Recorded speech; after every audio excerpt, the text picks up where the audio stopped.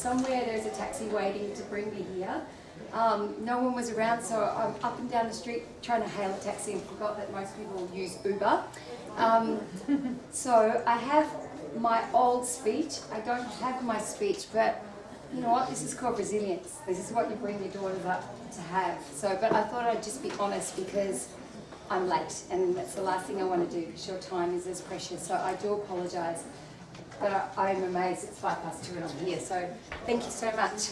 Now, can I check? Are you parents or teachers or alumni or staff? Oh, because it's curriculum free day. Yeah. Gotcha. There can be other people here too. Yeah. Fantastic. And STEM teachers or humanities teachers or all? All. And is this teachers for secondary school mainly? Girls? Yeah, fantastic. So I'm a mum of two daughters who are year 10 and year 8. And I'm going to talk to you today about sort of digital disruption and how we help our young leaders survive and thrive, and I suppose also for us to survive and thrive.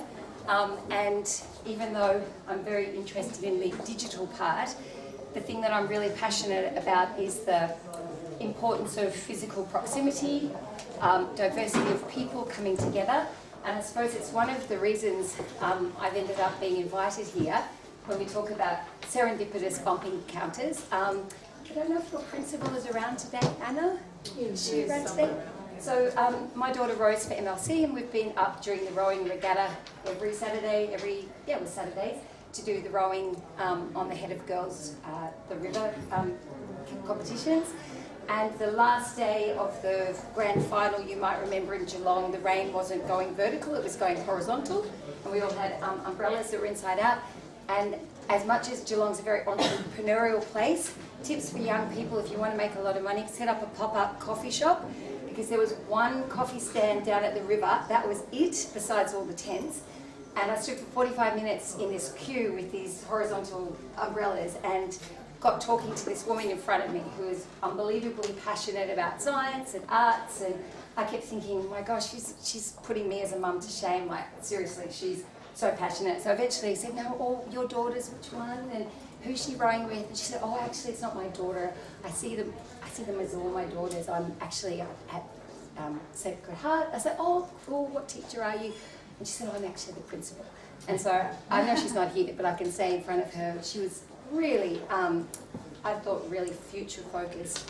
And so after that, we just were chatting about everything from startup hackathons, startup hubs, diverse thinking, design thinking, the future of work. And so out of that serendipitous bump encounter of two women that were passionate about things outside slanting horizontal rain, Anna invited me here today. So I really thank you for your time. And before I start, I do want to acknowledge the traditional owners of the land on which we stand and pay my respect to their elders past, present and future, and to thank you for having me. As I said, I don't have any notes because they're on the printer, so here we go. The one thing I wanted to start with is a wonderful animal called they're from the Galapagos Islands. It's a marine iguana. I'm sorry, I do have a head cold.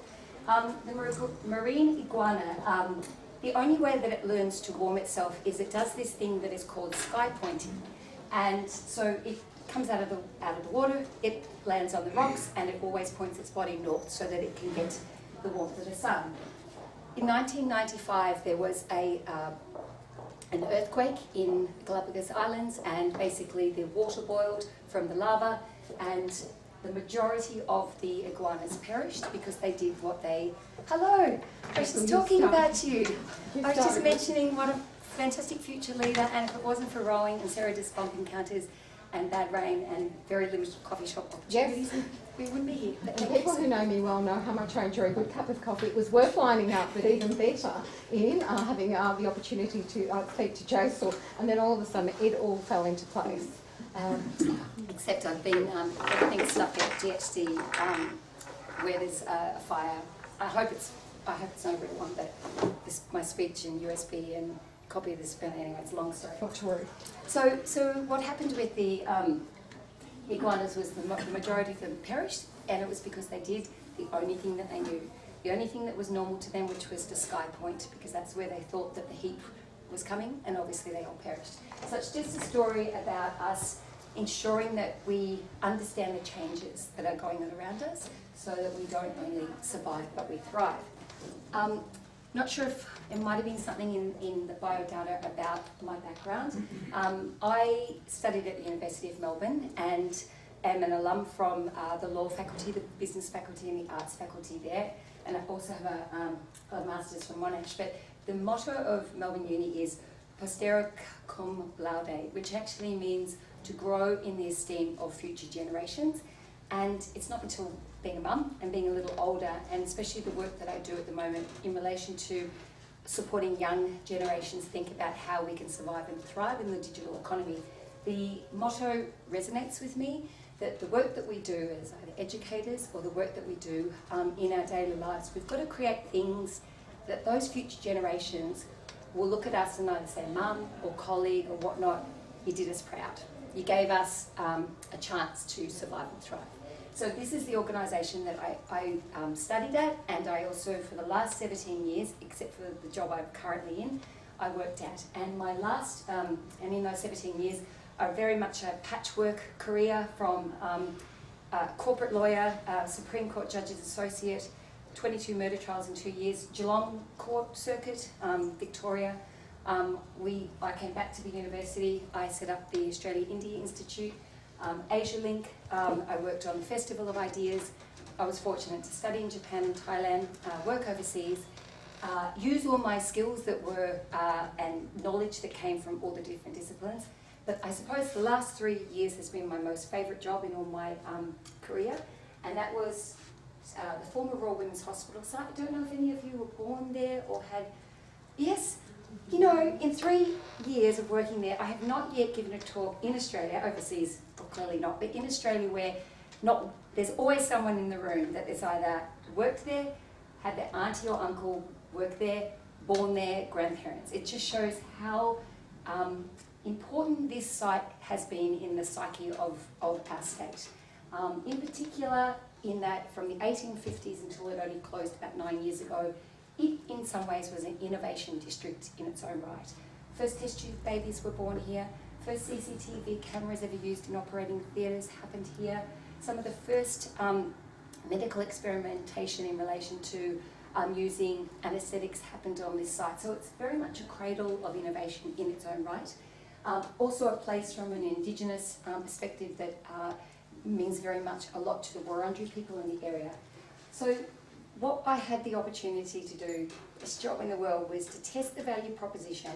If the university buys the former hospital site from the state government and develops an innovation district, a place that's not focused on a piece of tech or a piece of kit or one particular theme, but focuses on people. If we can create essentially a particle accelerator for people, a place where people bump together, people of diverse areas come together, what does that look like? What does it create? And what do you need to do that? So when I think about an innovation district, and we use the word innovation, I think of a place where fresh thinking creates value. That's the definition for me of innovation. It's not a patent, it's not an invention, it can be something created from old, it can be something that's completely new, but it is as simple as fresh thinking that creates value. So for 3 years I had a chance of testing that value proposition of how do you create fresh thinking, how do you foster fresh thinking to create value, new jobs, new startups, new ways of thinking, new ways of working with disciplines that are not your own. And we tested that with how do you build a governance structure, how do you build projects, services and activations, how do you ensure that your tenancy is diverse, which might mean that you say no to some tenants and say yes to others. How do you make sure that you can measure not only in quantitative metrics, but also qualitative metrics? So it's probably another talk for another day, but I am aware, especially from running through your campus, you've got some infrastructure and some capital works happening. I'd be very interested to talk to you about how do you create spaces where you get the serendipitous bump. How do you measure not only that students work on projects that are in their disciplines, but how do you bring the community to work on those spaces? And this space in the next, keep an eye on it, because it will reopen in 2020 to look something like this. Currently we call it Carlton Connect. It will probably, I don't know what the name will be, Lendlease is working with the university to redevelop it. But from a humanities, STEM teachers, educators perspective, one of the things that I think you'll be really hopefully excited about is the ground floor plate will be 4,500 square metres of a free concept called Science Gallery, and that is focused on young adults between 14 to 22 as a place that they can come together and think about ideas that are neither STEM-led or humanities-led, but the merging of both to help them think about careers, to help them think about opportunities in that space. Science Gallery will join a network of 8 science galleries around the world: Singapore, somewhere in the US, Venice, London, Dublin, and 2 others. Currently, Dublin and London are already opened. Science Gallery in Melbourne will represent the Australian node, and it will probably attract, the metrics are around 250,000 to 300,000 young adults per year.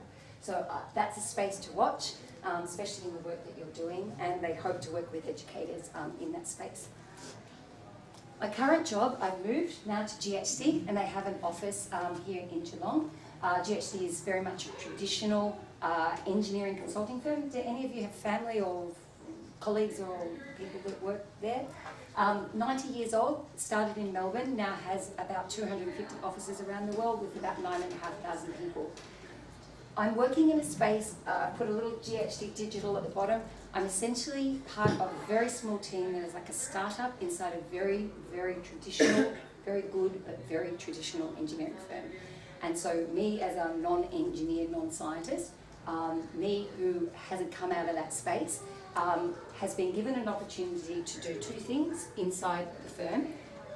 The most important thing is to focus on the outside. So my role is to work with clients and partners and alliances to help them survive and thrive, help them understand, navigate, and make sense of the digital economy, the economy in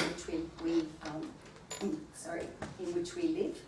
And the second is, by doing that, is to help digitise and transform the internal fabric of GHD. So that's basically my role. It's a national role with a global focus, and I have staff across the different states and also moving into New Zealand and then North America. So that's very much the focus. But before I go to that, I do want to make sense. I said at the very beginning when I rushed in that even though digital is in my title, and I spend a lot of time with startups and people that are working at very much the intersection of the digital economy. So yesterday in Melbourne I was judging some of the startups in Victoria at the IoT conference, and that's obviously very much focused on technical. I spent a lot of time with people that are thinking, and we have a VR, AR studio. I'm on the Microsoft, it's called such a bad name, Natural User Social Interface Centre. Clearly it has been named by an academic. That's basically a centre that is looking at deep research with technical overlay about how the internet and the digital economy can work with our future clients. So for example, if you have students that end up doing medicine, or even those of you that are science teachers, the current biology textbooks, through this particular centre we're looking at HoloLens and work where you can turn the body and you can pull apart the body in a labs, in a Blackened Studios perspective, get inside the body, test how it all gets put together. We're working with the Melbourne Zoo at the moment on kinetic language and processing with orangutans, so that's in relation to a zoology subject, etc. So as much as that's the world that I kind of hang out in, I'm absolutely passionate about the physical proximity, the part about the human element, which is why I like to bring back a little bit of history. And so this is one of the first civilizations in the world. Someone's nodding. You're the one that I have most in common with. First of all, you're born at the hospital, and you also know this space. Potbelly. Oh, you've been to Turkey. This is one of the first civilizations that have been uncovered in Turkey. Basically, we look at the era. Green roofs. They were talking and they were using green roofs back then. It's something that the City of Melbourne are excited about, and they're putting in the papers these days. But I suppose I raise it to say that innovation, and when we talk about this stuff with students, it's actually not, I was going to say, it's not since Malcolm Turnbull started talking about the ideas boom. It's not since Silicon Valley became a thing. It's something that is deeply part of our human DNA. It's part of our psyche. It's always been. And so it's fine that we talk about this future and this fourth industrial revolution, but I think we should never underestimate the what has come before us, and that we build off that richness. So another example are co-working spaces. Everywhere you go, whether it's Warrnambool to Wangaratta to wherever, everyone's talking about a co-working space. And in some ways, the first co-working spaces were in London, when navigators and sailors used to bring back curious objects from their travels afar, and people used to come together in coffee lounges and talk about them and work them out in this serendipitous bump. But also Renaissance Florence was a place where some of the first guilds in some ways were our first true co-working spaces. So I'm not just talking about you put a coffee machine into the corner and a cool couch and you call it a co-working space. I'm talking about places where diverse groups come together and they create something new. And so we have so much to learn from history. And I think it was Churchill that used to say, if you make a link between the past and now, you will absolutely lose the future. And for me, being so interested in the past, I think if you do not keep looking back and making sense of what has already we've come from, and respecting the knowledge and talent that we have, we actually don't, it doesn't help us guide our future. And the last one of those I raise is this wonderful image from the Argus, which is the Melbourne Age from the 50s, when they had a competition that they put out to civilians to ask them what did they think the future of Melbourne would look like in 2000.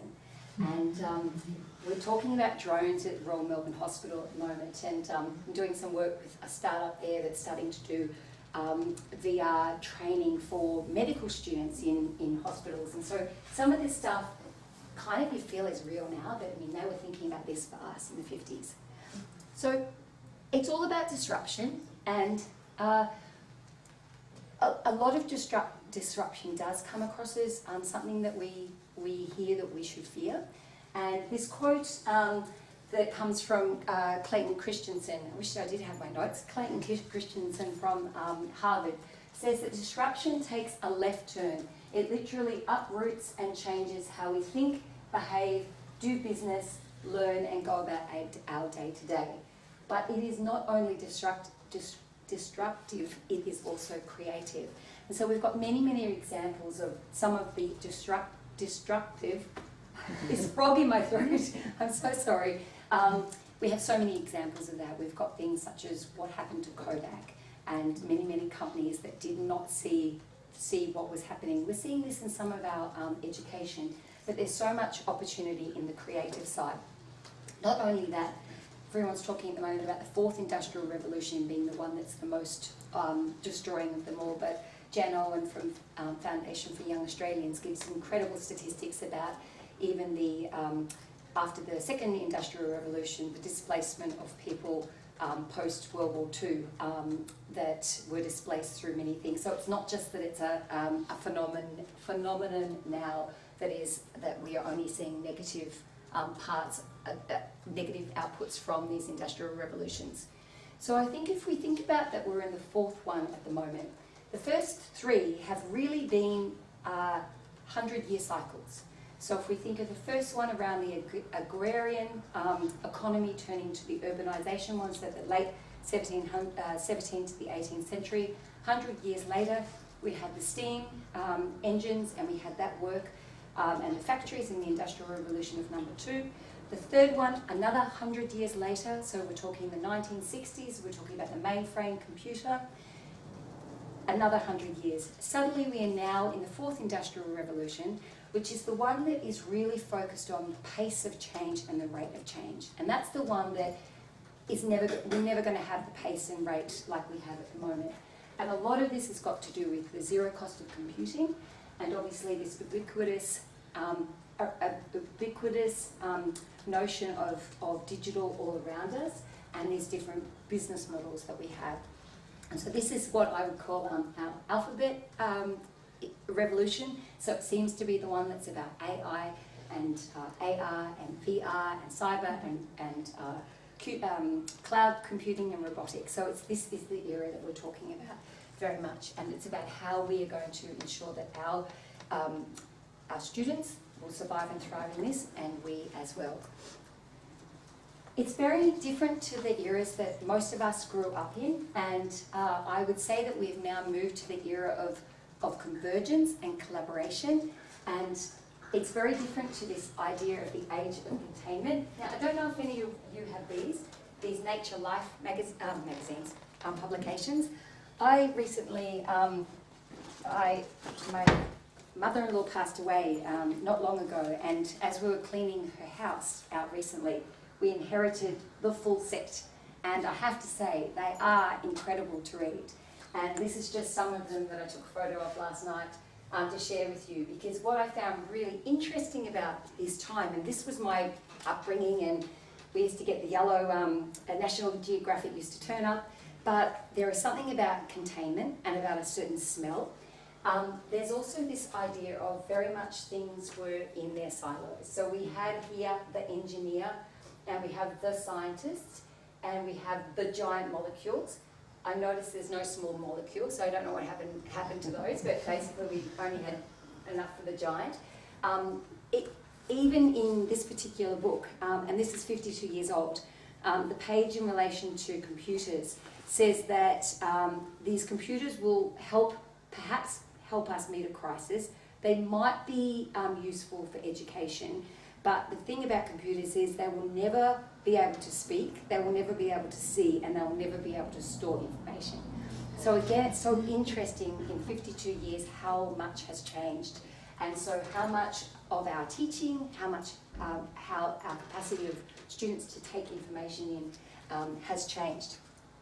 What I did love about this book was at the very, very end, but the thing I didn't like about it, and I know there's men in the room, was that as I read it and having daughters, it just seemed to be written by blokes for blokes about blokes.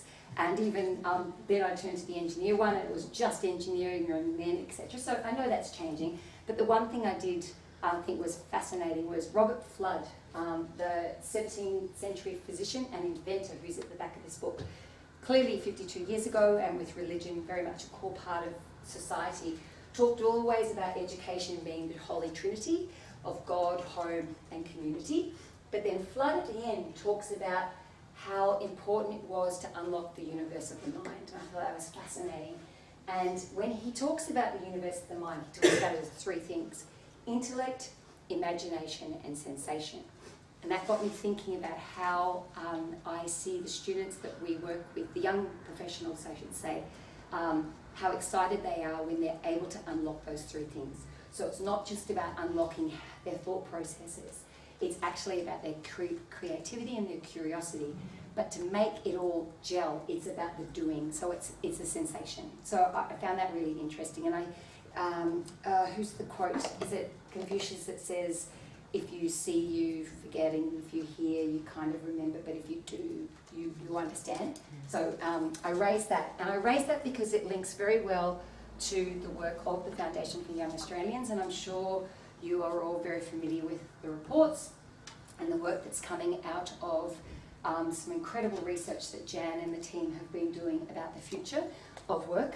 And just to summarise it, because then I want to give you a practical example of something that we could do together, but the Foundation for Young Australians talks about 2030, so it's a blink of an eye away for our young leaders.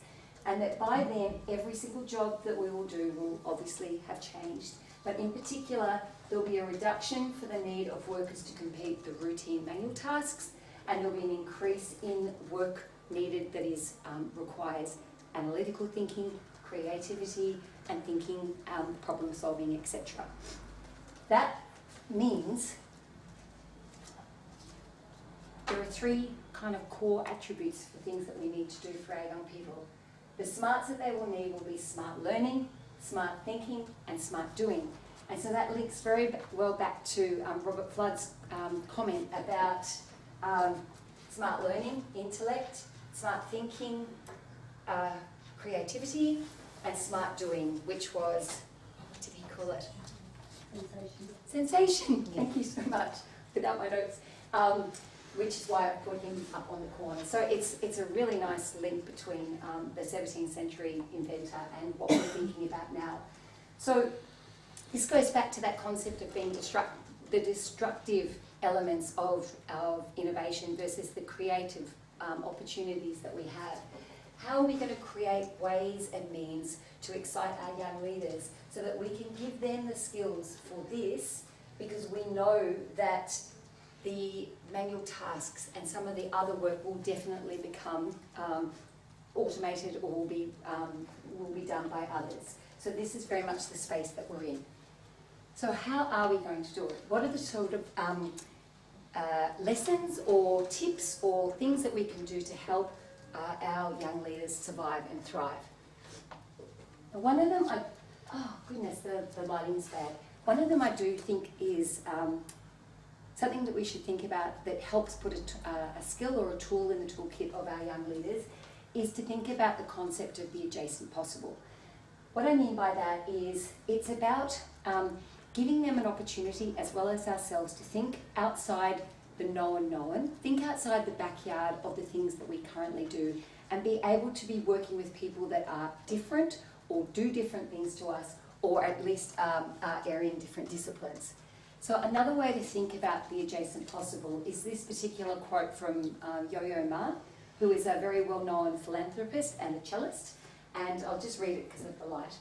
In ecology, where the two ecosystems meet, such as the forest and the savanna, or the forest and the desert, the point of intersection is known as the edge effect, or the adjacent possible. It is at that transition zone, because of the influence of the two ecological communities, that you will find the greatest diversity of life, whether that is the greatest numbers of new life forms, and that is either biological or animal form. And that's a phenomenon that we know. Scientists that I've worked, zoologists I've worked with, and biologists in the sort of area up near Indonesia talk about the most verdant places for new life form, new plant form, new animal form are in these spaces where you have two different ecosystems coming together. So again, if we extrapolate that out to places like your potential startup, or spaces where you bring different people in to bump with your students, different diverse opinions and viewpoints, this is how you get new life forms, i.e. this is how you get new innovation, this is how you get new ways of people thinking. And I've got lots of examples of that from having worked at the Carlton Connect, the former Royal Women's Hospital site, where we had in that building, I mentioned how we had tenants that we deliberately, strategically curated to make sure we had those diverse life forms. So we had an IBM research lab sitting next to Australia Post, who funded a space to bring in marketers and people that were thinking about communities that they were working with through the Post. We had a student accelerator hub where people that were thinking about starting up new businesses would sit. Next to that, we had an artist studio that was funded by the City of Melbourne that had artists that were funded to do one thing: create artistic expressions on the stuff that was bubbling inside the building, and doing that by actually interviewing, talking, collaborating with. Then we had a space where we would have hackathons, we would have ideations, sprints, think tanks, whatever it was. And then we would also have a PhD college and a university professors. So we were in some ways artificially creating these ecosystems to ensure that we had the edge effect, we had the adjacent possible. And then we would measure the different ideas that would come from that edge effect, essentially. And so some of the examples that I can give you, we had students that have now created businesses. One created a walking frame that is now being tested in hospitals that involved not only like a titanium materials, but had sensors that helped understand the gait of the person that was walking, because it turns out that gait tells you so much about early onset dementia and mini-mental falls, etc., etc. That only came about because through this space we were able to bring engineering students with the IBM researchers who had medical links, as well as another student that was not in that space. So there's an example of the idea of creating, engineering these edge effects. Just conscious of the time, I'll go quickly. The second is the idea of being able to develop a digital mindset. And I suppose what I mean there is it's being conscious of creating in our people, in our leaders, in our students, is that a word? Trilinguality? And I suppose what I mean by that is being conscious of not only the idea of EQ and IQ, so ensuring that they have their smarts and very much the ability of the things that they need to learn. The EQ meaning the social skills and ways of being able to express empathy or express ideas and ways of working and communicating with others. But it's the AQ, that's the third bit. It's the thing that a lot of people are talking about now, which is the resilience aspect. So creating ways for them to understand, and I think already in your curriculum, in your program today, so I won't go on about it, the idea of growth mindset and about the appetite to create spaces for failure to actually be seen as something that is okay. We talk a lot about failure as FAIL, first attempt in learning. At the university, when I was at Carlton Connect, I went to the City of Melbourne to see if we could set up a National Failure Day, because it's not new. It runs in 24 cities around the world. And it came out of Finland, and at the time they were having elections, so they didn't think it was a very good idea because they thought it would cause drama. So anyway, so I failed in getting that over the line, but you know what? You learn from things like that. But many of those examples of failures. Another was I told you about the artists that we have in the building with the scientists, etc. 2 years ago was International Year of Light and International Year of Soil. So we thought, well, let's celebrate that, sounds interesting. So we created this event where we had those artists that were working with the others on looking at the future of soil and going into 2050 and saying, what would happen, well, we said it was Melbourne, but pretend it's Geelong, what would happen if suddenly the City of Geelong had one harvest left in the farms that are around us? What should we do? So we brought schools together and whatnot. And we called the event Dirty Secrets because we thought, well, that'll get people thinking, oh, curious. And the marketing department of the uni carried on the treat. You can't call something Dirty Secrets, it's not very highbrow, rah, rah. And Bill Shorten was coming along to do something, one of the launches. And so what they have in politics is before the minister turns up, they have a person called the advancer, that's what they call. And the advancer advances first a week before to check everything's fine. And so we've got this amazing exhibition. We had soils and we had startups here. Dirty Secrets. Well, they were just not happy with us because what would happen if Bill Shorten was giving his media chat and it says Bill Shorten's Dirty Secrets. So this is the type of, you fail there, we had to pull it down. But it's really important to build those sort of, that culture where it's actually okay. And the other thing is the idea of Shojin, the beginner's mind. So bringing into the work that we do the idea of being a 5-year-old again and encouraging and rewarding the why. So a lot of the design sprints we do and work in that space is rather than as engineers, we're not going in as we know the answer, it's actually pulling back and putting on the beginner's mind to talk about the why and the 5 whys, etc. And that's, I suppose, because one of my favourite quotes. Another of the beautiful images from the competition in the 50s, but imagination is more important than knowledge. Knowledge is finite, imagination encircles the world. I'm running out of time, so I won't go into this in any great detail except to say another really important thing is that we teach our young leaders storytelling. Storytelling is how we capture the heart, how we capture people's imagination. I'm working on a project at the moment with engineers in relation to water technologies, and I can't remember the name that they gave the centre, but it was so long and dry and boring. So we've changed it to Aqualab, and it's really interesting that even talking about Aqualab and the work that we're going to be doing around creating a digital twin from the minute the water drops right through to is part of. Suddenly you can see the imagination of people and they get excited as opposed to telling a story that has bored them from the get-go. It's creating the dynamic spaces that you are clearly doing out here. This was very much the world that we lived in. It had no money. It was a place that was breakable. It was a place that people could create. This was the same week at Carlton Connect, from a TED Talk to an Australia Post highbrow launch to a student hackathon to normal business as usual. it's important to create those spaces, and it's important that young people feel that they can create those spaces as well. The principal of Aalto University in Finland has an amazing DNA, which is probably like you, Anna, and she talks about giving, entrusting in the students and then getting out of the way. And some of the work that they have been doing, it's about creating spaces that they feel that they can own.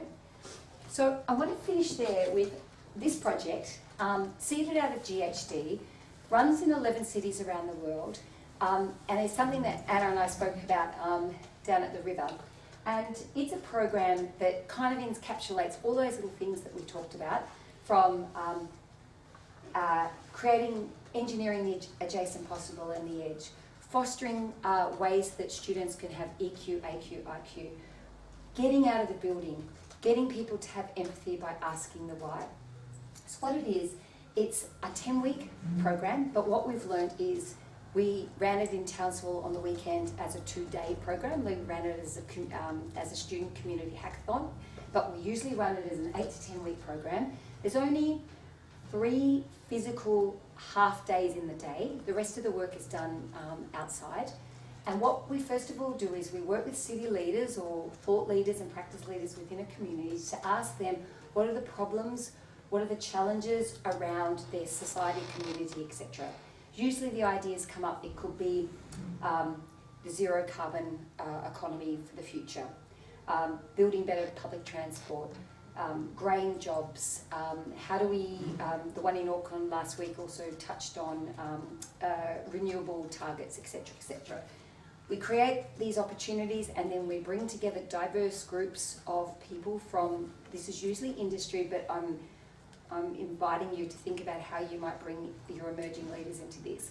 So in Geelong, we had City of Greater Geelong, we had Barwon Water last year, we had Deakin University, we had NAB, and we had other SMEs. And they come together in groups of 8, and we give them we do a launch where they all come together, and then we do these learning labs, which are innovation fundamentals. We get them to go and do market research on the street. We get them to think about the abstract idea, and then they have to come up with a solution or an idea that they pitch about 8 to 10 weeks later. What usually happens after that is that when we take the ideas back to those that have come up with the ideas and see whether we can then embed them in the community. I've got a video if we've got time to show, but what's really interesting is we started this as a vacation program about 6 years ago at GHD. And now we do it, as I said, as kind of a hackathon. We also do it internally inside big organisations. So we've just run it in New South Wales with New South Wales Transport, where they've taken the idea and we run it as sort of an entrepreneurial program for their staff and graduate program. But 2 months ago, we ran it at the Centralian High School in Alice Springs. So I mentioned some of those ideas that came up. So we'd already had a challenge workshop with local council and some of the companies that were in Alice Springs, and they came up with ideas. They're on the talk back at the office. They came up with things that were to do with public transport, were to do with renewable energy, and a couple of other sort of quite technical problems. We got an Inspiring Australia grant from the federal government to ensure that when we did this program, we embedded it with STEM-led curriculum, so that through the 10-week program, the students would work at the school in the groups on the problems that had been identified, and they would use some of their STEM subjects and learning lessons to come up with the ideas and then pitch. What was really interesting about this idea, and this is where I suppose there is always an appetite for failure, for learning and trying, is we got the engineers and the scientists and the communicators, the community leaders to come to the school, and they pitched the ideas so that the students knew what they were going to work on. The students came back the next day and they were very nonplussed, not engaged, even though this was an opportunity for them to work in a different way. And one of the facilitators was asking them, is it that the ideas are too complex? Is it that you don't understand them? And the students said, well, actually, they're not the things that mean the most to us. We want to work on something that we feel passionate about. And we thought, well, we have the grant and we have the framework. Why not empower the students? And it really blew my colleagues away, because if 15-year-olds came back the next day and they said, we want to work on 4 things. We want to work on domestic violence, we want to work on alcoholism, we want to work on one to do with public transport and one was to do with youth jobs. And some of my engineering colleagues were like, "Whoa, this is not an area that I'm used to, and I know if I can help mentor them through." The students were super passionate. And what we found fascinating was suddenly we had a STEM endorsed Inspiring Australia ideation innovation program that was being used to help young people think about social challenges. And some of the teachers said they've never seen the students so empowered. And so 10 weeks later, we've got a long video we're going to edit, so I might share that with you another day, of these students that would never have kind of got up and pitched their ideas. So they've pitched ways that they think can help with these problems, and the community has said, you know what, we hear you, and so they're taking some of those ideas back into the community. So that's Alice Springs. So it's really empowering for us to see programs that can potentially come across as dry or only for science or in that space, being able to bridge both sort of all disciplines. So that's kind of that in a nutshell. I'd be happy for some questions, or I can put up the 1.5 minute video of Smart Seeds, but if not, it's something that, you know, as teachers we could talk about at another time. We're very keen to run Smart Seeds in Geelong in the first quarter of next year, between February and Easter. We'd be very happy to engage with the school. If you had students that potentially wanted to be part of the different teams that would be made up of people within the Geelong community, and or what we learned after Townsville, we can also run these things on campus inside schools. But it's something that we feel passionate about, and it's, I suppose, just one of many different ways that we can help young people survive and thrive in the digital economy. Thank you. Do we have questions? Yeah, Amanda. I'm Amanda. I'm head of arts. I'm just wondering, you mentioned STEM a lot. Where do you see the A in STEM and perhaps some of your programs that you... Yeah, absolutely. So there's his name escapes me, but he comes out of the University of British Columbia. He talks about how the arts helps one understand science. He says it's one of the narrative builders of science, and often I talk about the humanities and the arts as depending on the audience, but that can be seen as a STEM-enabled profession as well. So Science Gallery at the very beginning is absolutely both arts and science. It's STEM. It's both. It's a STEAM initiative. But the reason why we have the artist studio inside Carlton Connect and why we have arts organisations, so I'm hoping to work with the gallery here and some of the arts organisations with Smart Seeds, is because if you get a monoculture of just engineers working on a problem, we're not going to get the solution. Climate change is not going to be solved by lawyers alone. I know, I'm a former one. We need to have diverse groups. So as a really quick example of how impactful having artists is I talked about Dirty Secrets.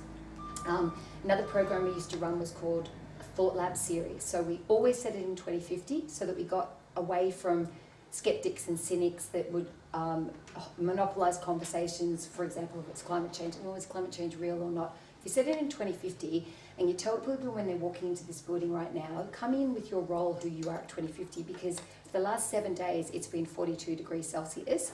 Suddenly, whether it's you believe in climate change or not, it's still bloody hot. And so you create this space, and what we do with your facilitators, you always have an artist, you always have a business person, you always have a scientist and something else. So we always give them as equal, and rightly so, voice. And so we found that was always a really interesting way to get the arts part and parcel. But a great example I use, especially because my daughter at the time was 10, when kids talk about climate change, they always say, well, 2 degrees hotter, what difference does it make? It's really hard for them to understand the seriousness. So we ran a program with those artists that were in the studio from the City of Melbourne. Everyone, most people know the Sliding Doors Gwyneth Paltrow movie, you know that thing. and then the idea of future scenario planning. So these artists, there was a dramaturge and a screenwriter.